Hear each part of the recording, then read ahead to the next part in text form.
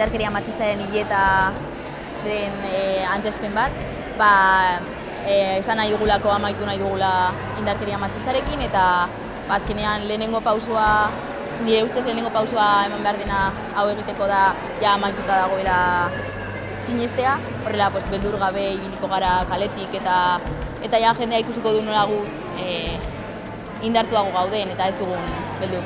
Joan den ikasturtean, hainbat neska irakasle zein ikaslek erabaki genuen talde txiki bat sortzea, eta aurten ere erabaki dugu horrekin jarraitzea.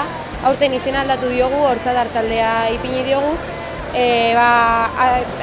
kolektibo gehiago ere gonbidatzeko.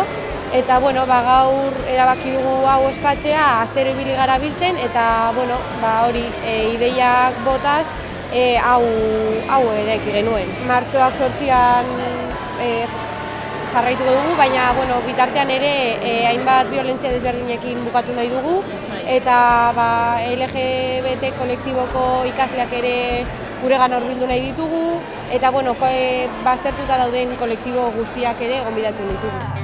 Esaten zenuten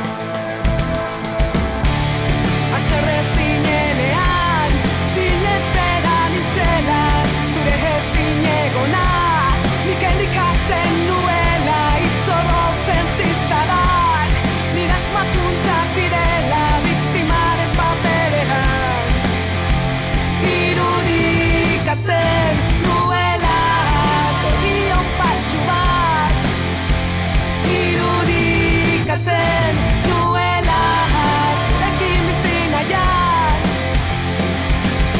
agian begiak ixten ditudanean itxunak, egia argituko dit oraingoan, agian ez dut izan. Ahaldundu gaitezen eta joka dezagun elkar. Azaroaren 25 honetan, 6 urteko gainontzeko egunetan, egin diezagun aurre indarkeria matxistari. Egin dezagun hau izan dadila azken azaroak 25. Gehiagorik ez.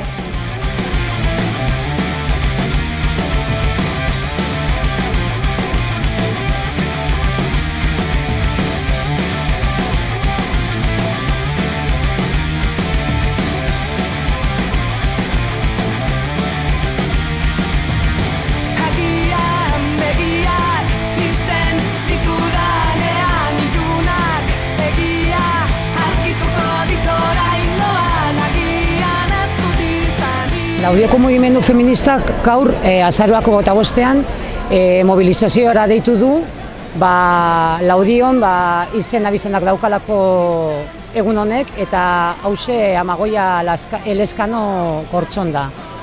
Eta kontzentrazioa osteien mobilizazioa deitu dugu manifa bat egiten.